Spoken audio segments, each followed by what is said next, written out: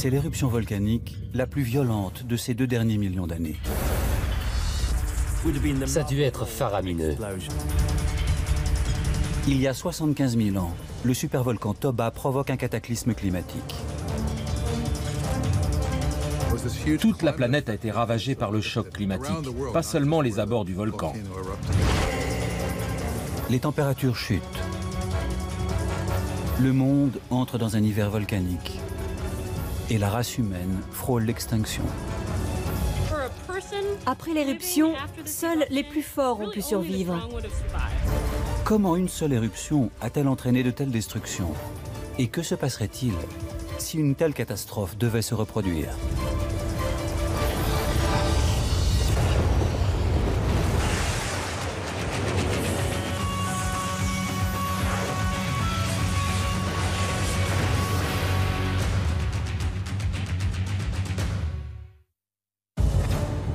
« 75 000 ans avant notre ère, Sumatra, Indonésie.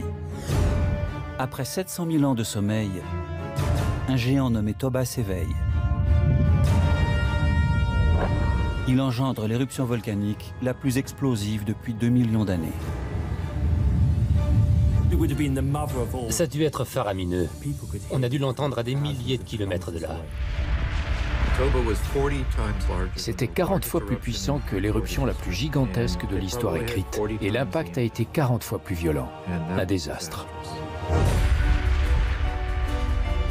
3000 fois plus forte que celle du mont Saint-Helens, l'éruption du Toba projette des débris volcaniques à près de 100 km à l'heure. Tout est condamné dans un rayon de 800 km. C'est un phénomène d'une violence et d'une vitesse extrême. Toute forme de vie a dû être anéantie. L'éruption dure une semaine entière. 2800 km3 de magma en fusion sont propulsés à 50 km dans l'atmosphère. Le périphérique de Washington fait une centaine de kilomètres. Si on remplissait l'intérieur avec toutes ces roches et ces cendres, ça formerait un disque de 1500 mètres de haut. Les cendres se répandent à plus de 3000 km. Tout ce qui se trouve sur leur passage est enseveli sous 6 mètres de débris. À l'ouest, la poussière a traversé les 2/3 de l'océan Indien. Et elle a presque atteint Taïwan à l'est. Le voile de cendres masque le soleil. Le soleil était complètement caché. On ne savait même pas s'il faisait jour ou nuit à cause de l'épaisseur du nuage. Une éruption typique comme celle du mont Saint-Helens est ressentie localement. Les destructions sont dues à l'explosion et aux cendres volcaniques. Mais le Toba crache quelque chose de plus meurtrier. D'énormes quantités de gaz sulfureux invisibles. En atteignant la couche la plus élevée de l'atmosphère, ils entament un voyage autour du globe. Le décor est planté pour le déclenchement d'une catastrophe mondiale. La quantité de dioxyde de soufre éjectée par un volcan détermine son impact. S'il y en a relativement peu, la Terre peut l'absorber. Dans le cas contraire, ça cause des problèmes majeurs. Des problèmes majeurs, comme de brutales variations de température. Les gaz se sont convertis en aérosols d'acide sulfurique que les vents ont disséminés au-dessus du globe. Ils y ont stagné plusieurs années, masquant le soleil et rendant la surface sombre et glacée. L'écran de particules de sulfate présentes dans la stratosphère détourne les rayons solaires, ce qui provoque un refroidissement. La réflexion du rayonnement solaire vers l'espace fait chuter les températures de près de 15 degrés par endroit. Le monde sombre dans un hiver perpétuel. Toute la planète a été ravagée par le choc climatique, pas seulement les abords du volcan. Le Toba déclenche une catastrophe mondiale. Un phénomène que les scientifiques appellent l'hiver volcanique. Lors d'un hiver volcanique, le froid est si intense qu'il peut durer plusieurs années, voire des décennies. L'hiver volcanique du Toba est pire que celui que produiraient 20 000 bombes atomiques. La baisse des températures transforme les luxuriantes forêts tropicales en déserts arides et les déserts arides en toundra glacée. Imaginez Nairobi recouverte de neige et de verglas presque toute l'année.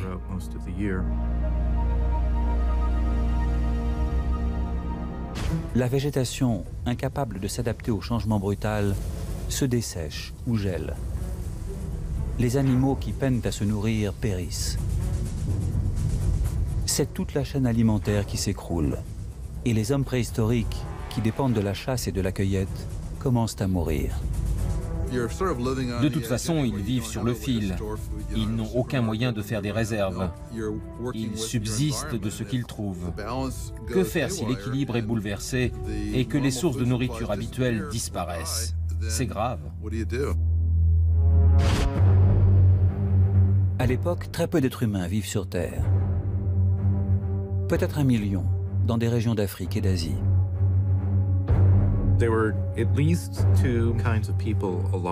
Il y avait au moins 2 espèces humaines au moment de l'éruption. Il y avait ceux qui nous ressemblaient beaucoup et que nous appelons Homo sapiens. Et à l'ouest de l'Eurasie, il y avait les Néandertaliens. Mais alors que la planète s'enfonce plus profondément dans l'hiver volcanique et que les températures basculent, ces derniers succombent à la famine et à la maladie. Ces peuples qui vivaient dans un climat relativement clément depuis 50 000 ans se sont trouvés plongés dans un cycle glaciaire en quelques années. Cet effet dévastateur sur l'humanité d'il y a 75 000 ans pourrait bien avoir laissé sa marque sur celle d'aujourd'hui. La diversité génétique des hommes est étonnamment restreinte, ce qui implique qu'à un moment donné, la population s'est effondrée. Peut-être que notre espèce a failli être anéantie par l'éruption du mont Toba. La tempête apocalyptique provoquée par le Toba a probablement mutilé la planète et mené la race humaine au bord de l'extinction. Mais comment savons-nous que cet événement est survenu il y a 75 000 ans? Est-il possible qu'une éruption volcanique ait déclenché une catastrophe planétaire entraînant la chute des températures et la quasi-disparition de l'homme primitif? Pendant des milliers d'années, les traces de la tourmente préhistorique sont demeurées cachées. Mais en 1990, au fond des océans, les chercheurs soulèvent un coin du voile. En recueillant des sédiments, ils font une découverte extraordinaire. Les scientifiques reconstituent les températures passées de l'océan avec une précision incroyable, grâce à l'étude des différents sédiments extraits des fonds marins. Lorsqu'ils analysent les échantillons datant d'environ 75 000 ans, ils remarquent un fait inhabituel. Pour une raison inconnue, les températures océaniques ont baissé de plus de 5 degrés. En général, la température de l'océan reste stable durant 100 000 ans ou plus. Mais de temps en temps, quand les chercheurs examinent d'anciennes carottes, ils tombent sur l'indication d'un changement brutal. Lorsque cela se produit, c'est la preuve qu'un événement a brusquement modifié la quantité de chaleur présente dans l'environnement terrestre. Une baisse de 5 degrés témoigne d'un impact colossal sur la planète. Quelle en est la cause? Il n'existe que 2 catastrophes naturelles susceptibles d'avoir cet effet dévastateur. L'éruption d'un supervolcan et la collision d'un astéroïde avec la Terre. Mais rien n'indique qu'un astéroïde se soit écrasé sur la planète il y a 75 000 ans. Un seul événement cadre avec les faits. L'éruption d'un supervolcan. Les supervolcans ont pour caractéristique d'éjecter plus de 1000 km3 de magma. Ce sont des éruptions gigantesques. On n'a rien vu de tel depuis la préhistoire. La destruction de Pompéi par le Vésuve en 79 avant notre ère, une broutille. Le Tambora en 1815, rien du tout. Les supervolcans peuvent provoquer des changements climatiques catastrophiques à l'échelle mondiale. On n'est pas dans le même ordre de magnitude. Les quelques supervolcans de la Terre sommeillent durant des dizaines de milliers d'années d'affilée. Mais sous leur surface calme en apparence, s'accumule un vaste arsenal de magma et de gaz mortels.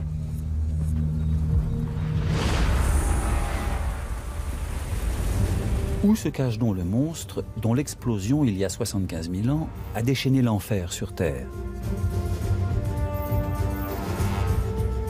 Sur l'île de Sumatra, en Indonésie, se trouve le lac Toba. Il fait 65 km de long, 30 de large et plus de 1500 mètres de profondeur. Son immensité le rend visible de l'espace.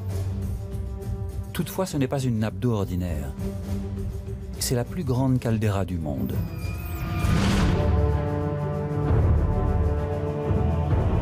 Ce sont les énormes quantités de débris volcaniques trouvés au fond du lac et sur des kilomètres autour des rives qui en ont révélé le secret.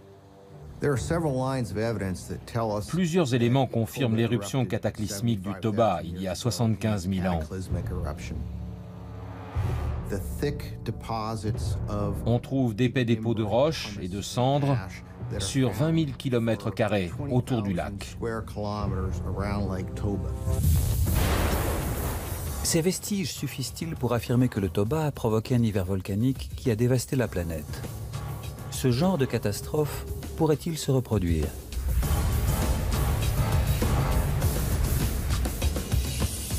En cherchant des pistes, les scientifiques brossent le tableau d'un chamboulement monstrueux et d'une des tempêtes les plus ravageuses de tous les temps.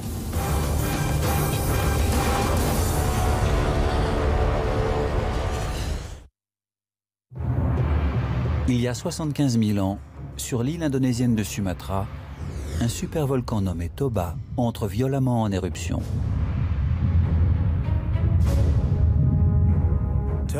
Ça a dû être un phénomène monumental. C'était la plus grosse éruption depuis 2 millions d'années. Un supervolcan a le potentiel de toucher le monde entier. C'est rare dans les désastres naturels. La plupart affectent des zones localisées. Une super éruption peut modifier le climat mondial.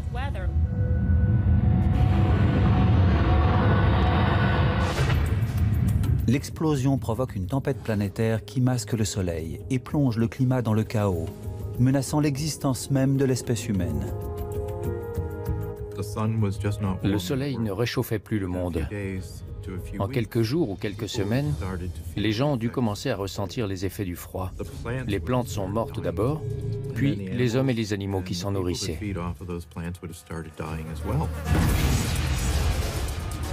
Comment une seule éruption a-t-elle pu avoir un impact aussi destructeur? Apparemment, la puissance d'un supervolcan peut annihiler le monde. Un volcan ordinaire n'est qu'une cheminée de magma remontant du manteau. Un supervolcan dispose d'un immense réservoir de magma juste sous la croûte, qui boursoufle l'écorce terrestre. En profondeur, la pression augmente à mesure que la chambre magmatique se remplit.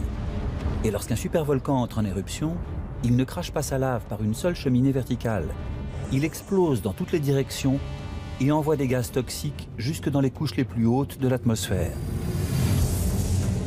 Le Toba laisse derrière lui une empreinte unique, un gigantesque cratère volcanique nommé caldeira.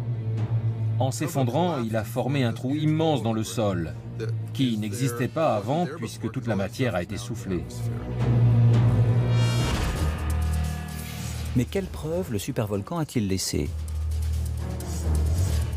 Aux scientifiques de déterminer l'ampleur des destructions dues aux gaz et aux cendres. Au début des années 90, des sédiments marins vieux de 75 000 ans révèlent une baisse soudaine des températures de l'océan. Si c'est le signe d'un événement catastrophique, où sont les traces à terre? Comment a réagi la température de l'air? La réponse se trouve à plus de 11 000 km de Sumatra, profondément enfoui dans les glaces du Groenland. Les carottes glaciaires sont essentielles à l'étude des changements climatiques. Elles renseignent sur ce qui se passait dans l'atmosphère au fil des ans. La neige transporte tout ce qui se trouve dans l'atmosphère au moment où elle tombe. Les carottes sont une véritable base de données météorologiques. Chaque année, une nouvelle couche de glace se forme, qui conserve les schémas climatiques annuels. Sur une carotte de glace, les années se présentent comme les cercles d'un arbre. On peut les compter une par une, parce que leurs caractéristiques diffèrent. La glace donne un relevé détaillé du climat des 125 000 années passées. Plus de 3 km de glace se sont accumulés pendant cette période. C'est notre machine à remonter le temps. Les couches de glace recèlent-elles la preuve du désastre? En analysant les échantillons d'il y a 75 000 ans, le climatologue Greg Zielinski et son équipe font une observation étonnante. Du jamais vu. Nous avons noté une augmentation considérable du sulfate. Le sulfate est la signature de l'éruption volcanique qui projette des gaz sulfureux en même temps que des cendres et des roches. Des petits pics de sulfate indiquent l'éruption d'un volcan ordinaire. Ceux trouvés par Zielinski et datant de 75 000 ans battent tous les records. Leur amplitude était 3 fois supérieure à tout ce que nous avions vu avant. C'était une découverte fantastique. Jamais l'atmosphère n'avait été perturbée à ce point-là. Des taux de sulfate si extrêmes qu'ils ne peuvent signifier qu'une chose: un supervolcan. Sachant que le Toba avait violemment explosé il y a environ 75 000 ans, nous avons immédiatement pensé à lui.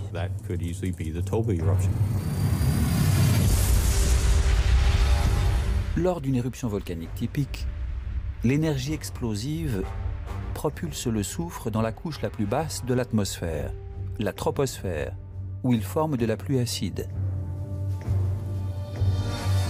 Mais les effets de la pluie acide sont localisés et temporaires, et l'acide sulfurique retombe en quelques semaines.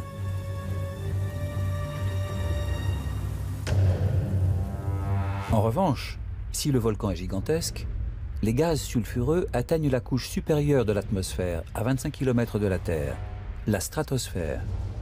Ils voyagent ensuite autour du globe et gagnent en puissance destructrice. Ils peuvent déclencher un hiver volcanique.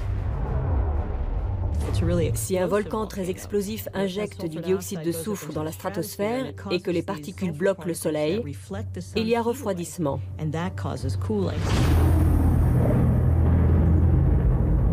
Les effets du dioxyde de soufre sont connus. En 1815, l'éruption du mont Tambora en Indonésie fait plus de 10 000 morts et provoque un hiver volcanique d'1 an, que nous appelons l'année sans été.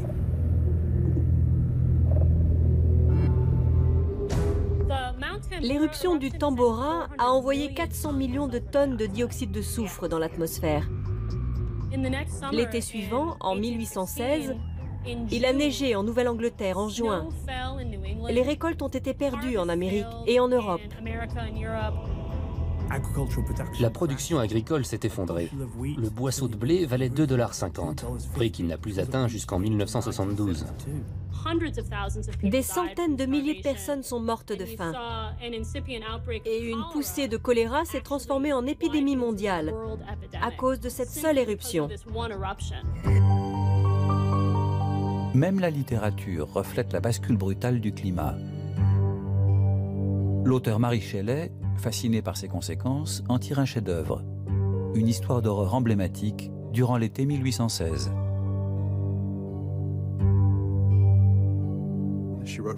Frankenstein s'inspire des effets climatiques d'une éruption volcanique. Au début du livre, le monstre grimpe sur la glace. Ces images froides, givrées, évoquent le mauvais temps qui régnait à l'époque. On ignorait qu'il était dû à une éruption. On savait juste qu'il faisait froid et gris. L'éruption du Tambora a beau être dévastatrice, ce n'est rien en comparaison de l'hiver volcanique causé par le Toba. Celle du Tambora a été au moins 10 fois moins violente que celle du Toba. Si le Tambora a provoqué une année sans été, l'éruption du Toba a dû aisément plonger la planète dans l'hiver pendant 10 ans.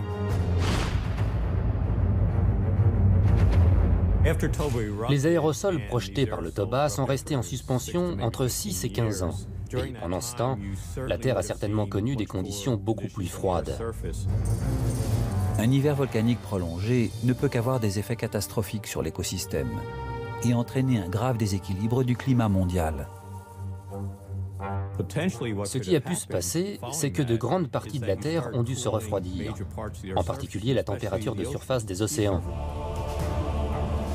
L'eau se transforme en une couche de glace qui s'étend et qui apporte avec elle un froid plus intense et la sécheresse. Par endroits, les premiers hommes subissent une baisse de température de l'ordre de 15 degrés. Cela signifie que le monde entier est sous le point de congélation. Quand le refroidissement est planétaire, la glace s'étend à la fois sur les océans et sur Terre, ce qui déclenche un cycle d'auto-renforcement du froid, qui ne fait qu'empirer.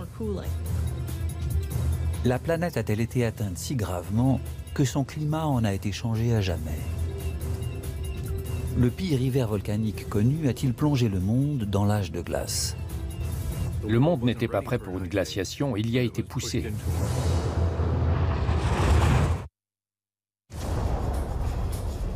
À la suite de l'éruption du supervolcan Toba à Sumatra, la catastrophe est mondiale. La planète subit un hiver sans fin. Hommes et animaux périssent. L'hiver volcanique du Toba est le pire des derniers 100 000 ans. Il a d'énormes implications sur les moyens de survie. On ne peut pas entreposer de nourriture. Il est difficile de prévoir ce genre d'événement. Enfin, après plusieurs années d'hiver permanent, les débris et les gaz mortels commencent à retomber de l'atmosphère. Le soleil reparaît à l'horizon. Mais les températures polaires perdurent. Selon les informations fournies par les carottes de glace du Groenland, peu après la fin de l'hiver volcanique, le monde bascule dans une nouvelle ère climatique.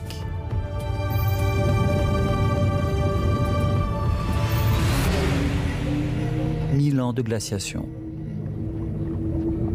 Peu de temps après l'éruption et durant un millier d'années, un manteau de glace a recouvert l'Amérique du Nord et l'Europe.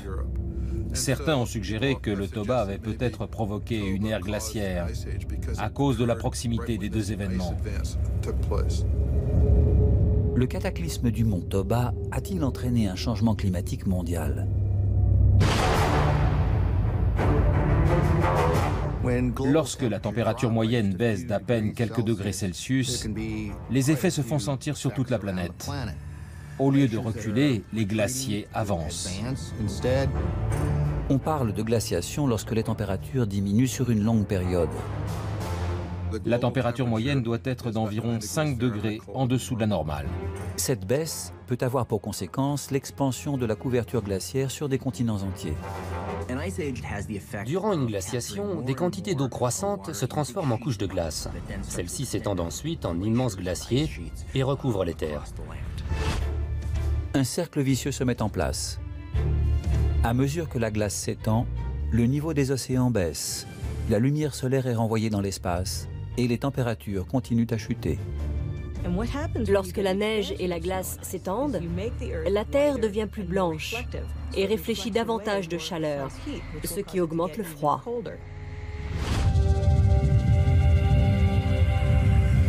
Une seule éruption volcanique a-t-elle pu déclencher une glaciation?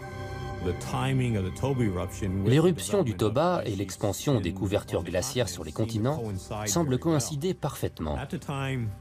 Le développement des calottes continentales a commencé au moment de l'éruption. On se demande donc si le Toba a provoqué une période glaciaire.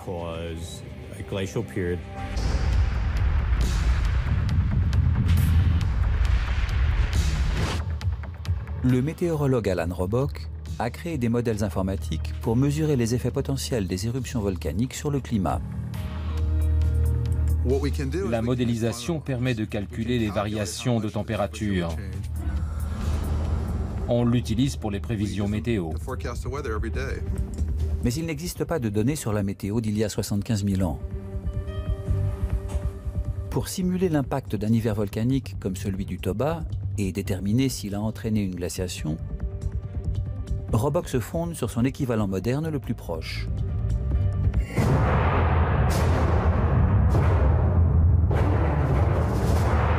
Le mont Pinatubo aux Philippines. Son éruption en 1991 a été la plus destructrice des 100 dernières années. C'est la plus grosse explosion du XXe siècle au niveau de la quantité de soufre lâchée dans l'atmosphère. La brume d'acide sulfurique a causé un déclin significatif du rayonnement solaire sur Terre.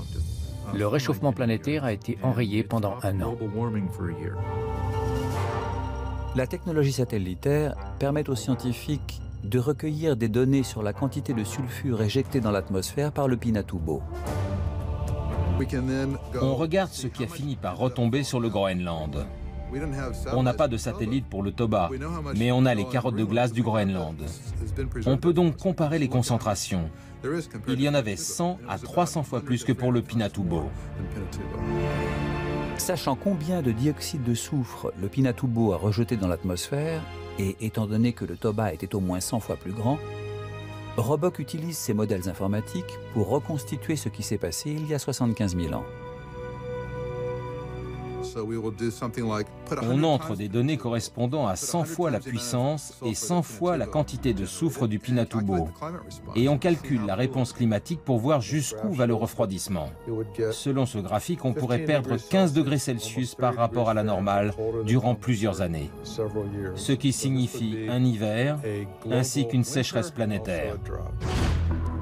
Se peut-il que cette chute radicale des températures, cet hiver volcanique, ait causé une glaciation ?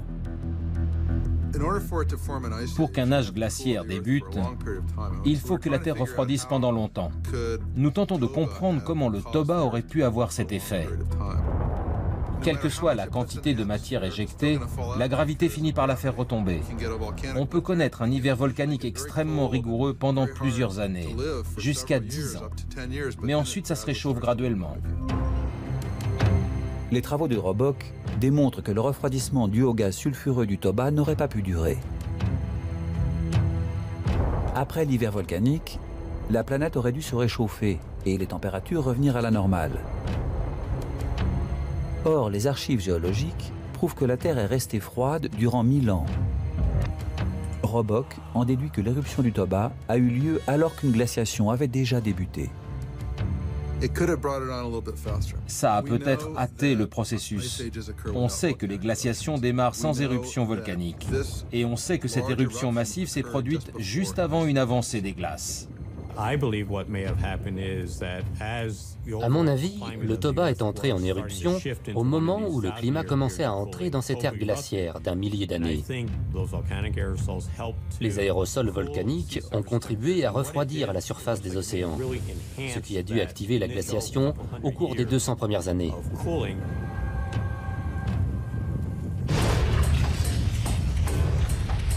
Si le Toba n'est pas le catalyseur d'une glaciation d'un millénaire, est-il responsable d'un événement encore plus catastrophique? A-t-il failli détruire l'espèce humaine?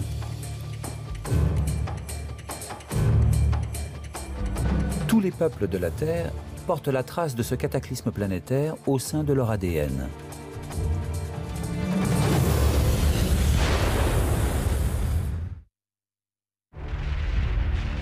La tempête qui ravage la planète après l'éruption du supervolcan Toba n'a pas d'égal dans l'histoire du monde.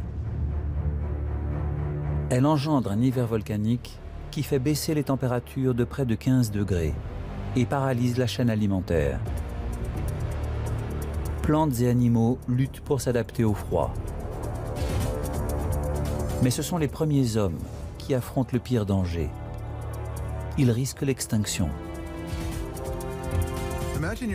Imaginez, vous êtes assis devant votre caverne et soudain le ciel s'assombrit. Le soleil se voile et il fait de plus en plus froid. Vous vous dites, mais qu'est-ce que j'ai fait aux dieux? Qu'est-ce qui se passe?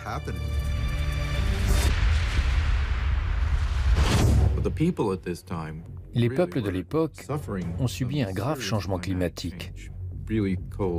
Un froid tel qu'ils n'en avaient jamais connu. La maladie, la famine et la mort s'installent à demeure. Après l'éruption, seuls les plus forts ont pu survivre.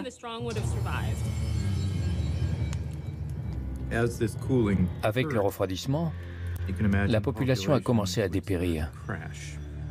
Des générations entières ont été décimées.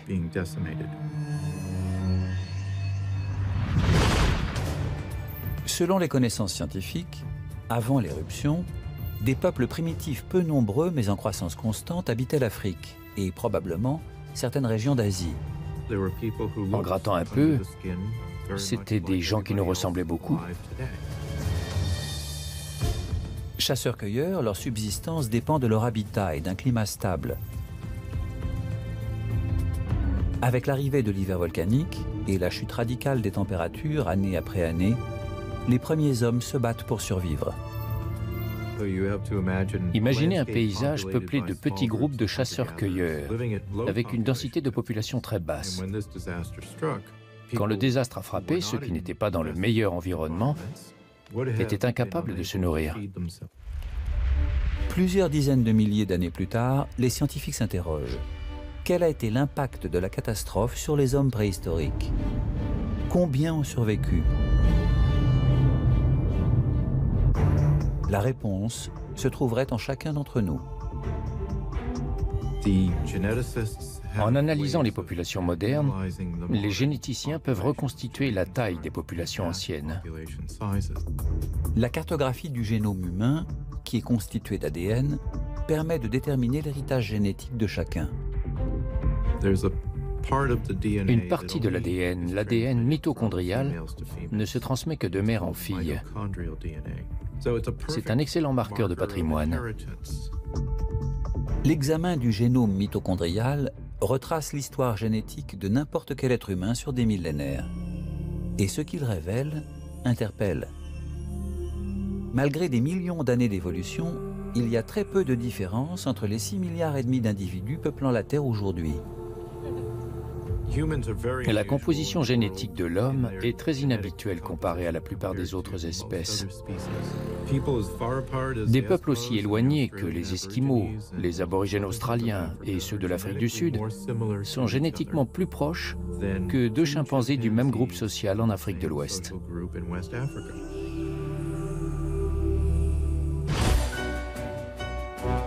Pourquoi une diversité si limitée? L'analyse de l'histoire génétique de l'humanité montre un brusque déclin de la population il y a environ 70 000 ans. Les sources de gènes remontant à cette époque n'étaient pas nombreuses. L'événement a dû être colossal pour causer ces morts sans nombre. Était-ce le Toba? Quand les généticiens ont découvert qu'il y avait eu un cataclysme environnemental, ils ont compris pourquoi.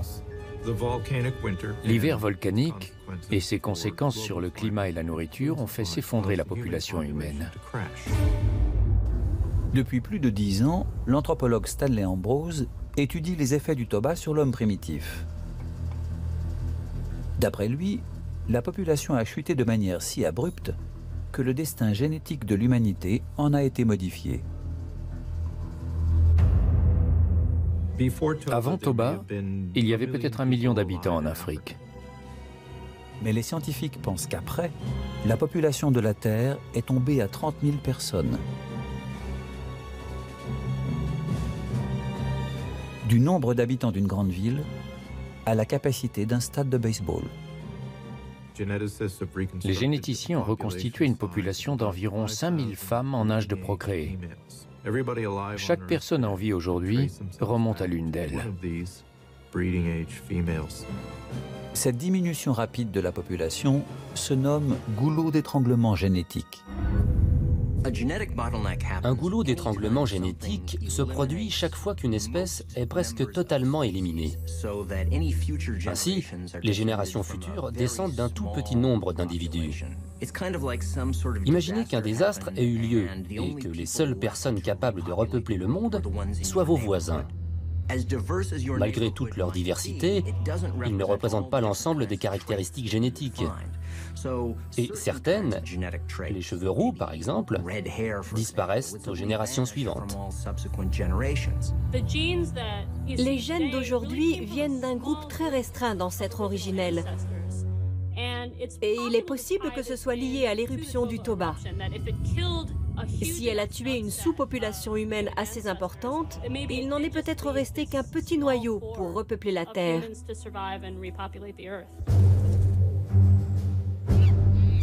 Les humains ne sont pas les seuls à passer par ce goulot d'étranglement. Les espèces animales sont également touchées de plein fouet.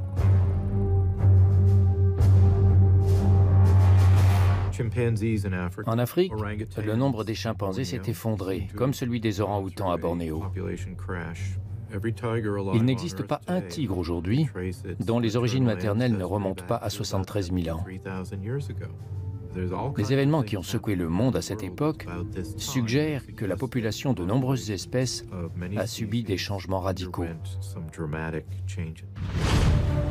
Ainsi, l'éruption du Toba et ses conséquences n'engendrent pas seulement un changement climatique. Elle tue aussi presque toute vie sur Terre. Un supervolcan, c'est un scénario apocalyptique. On a presque été éliminé par l'un d'eux. La génétique a prouvé que tous les hommes actuellement en vie possèdent un ancêtre qui vivait en Afrique il y a moins de 70 000 ans. Où sont tous nos gènes manquants? Ils sont absents parce que ceux qui les portaient ont disparu. Tous les êtres humains descendent du tout petit nombre d'individus ayant survécu au désastre. Une simple éruption volcanique change le cours de l'histoire. Mais que se passerait-il si un supervolcan de la taille du Toba explosait aujourd'hui? Déclencherait-il un nouvel hiver volcanique? Le monde moderne pourrait-il survivre?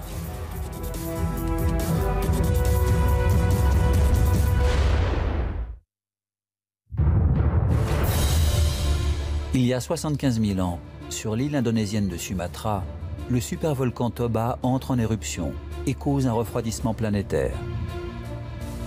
L'hiver volcanique qui s'ensuit pourrait bien avoir déclenché une glaciation de 1000 ans et mené l'espèce humaine au bord de l'extinction. Ce genre de catastrophe pourrait-il survenir aujourd'hui? Existe-t-il un autre géant sur le point de se réveiller et de déchaîner l'enfer? La société moderne pourrait-elle y survivre? On n'arrête pas un volcan. On ne maîtrise pas une catastrophe de cette ampleur. Que pourrions-nous faire pour éviter un hiver volcanique? Rien. La nature fait ce qu'elle veut et les humains doivent s'adapter à ce qu'elle leur présente. Le site de l'éruption du Toba montre des signes d'instabilité croissante. L'activité sismique de la région est surveillée de près.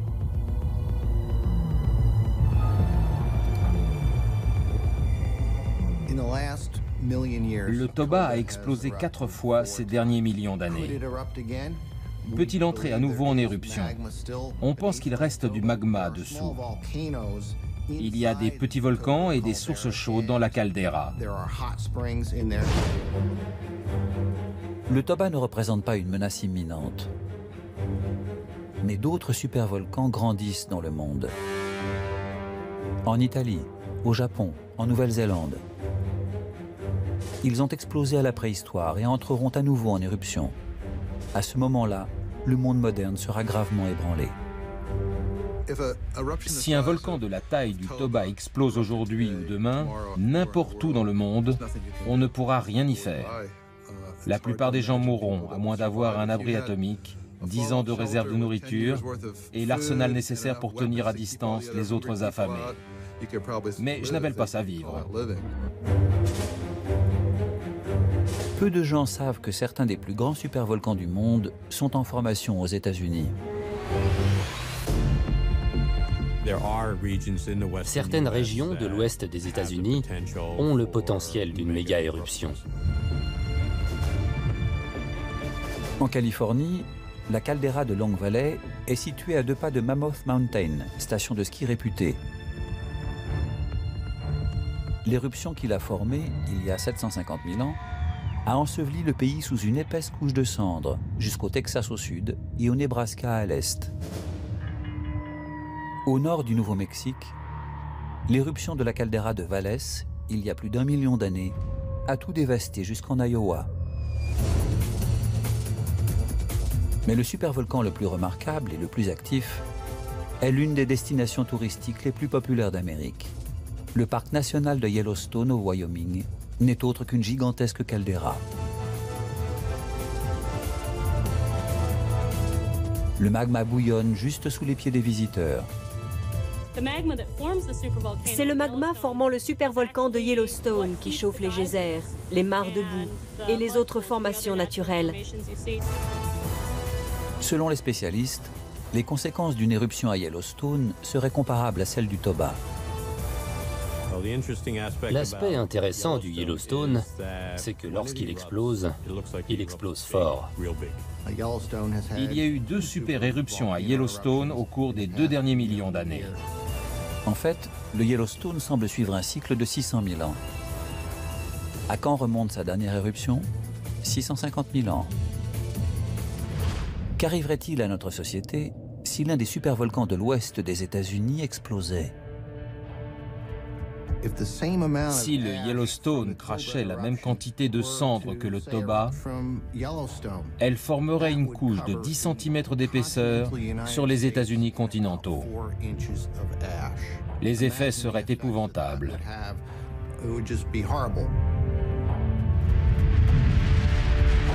La région la plus proche de l'éruption serait la première à être dévastée.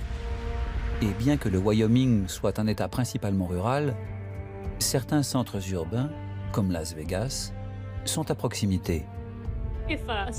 Si un supervolcan entrait en éruption dans l'ouest du pays, les chances de survivre à Las Vegas seraient très minces. Les tonnes de cendres ne seraient que le premier obstacle à surmonter. Las Vegas serait recouverte d'une épaisse couche de cendres, et elles sont lourdes. Les toits n'y résistent pas. Elles peuvent ensevelir les animaux, les humains, les voitures. En se répandant sur le pays, elles rendraient l'air irrespirable. Il faudrait porter un masque protecteur sur le visage. Les récoltes seraient perdues et les sources d'eau polluées. Les voitures caleraient et les avions s'écraseraient au sol, moteur en flammes. Le ver volcanique fait exploser les moteurs d'avions, surtout les plus gros, comme les 747. Mais la pluie de cendres ne serait qu'un début. Comme nous l'avons vu avec le Toba, lorsque celle-ci se dépose, les gaz sulfureux parvenus dans la stratosphère font le tour du monde. L'Amérique ne serait pas la seule à souffrir. Le monde entier aussi.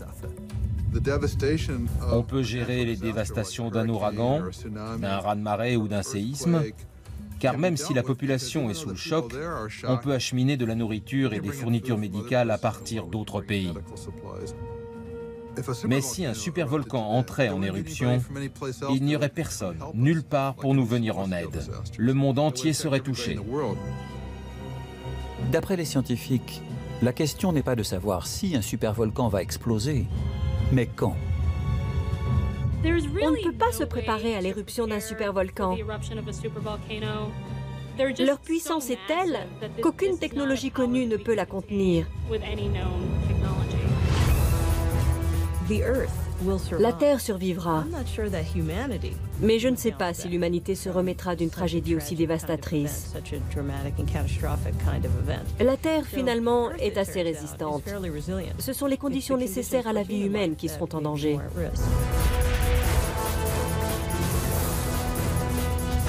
L'éruption d'un supervolcan, au-delà des destructions qu'elle provoque, bouleverse le climat de la planète. Contrairement aux autres catastrophes naturelles, souvent locales et même évitables, on ne réchappe pas d'un désastre comme celui du Toba. Un hiver volcanique aux conséquences apocalyptiques ne se produit que tous les 100 000 ans, mais laisse des traces indélébiles sur la planète et tous ses habitants.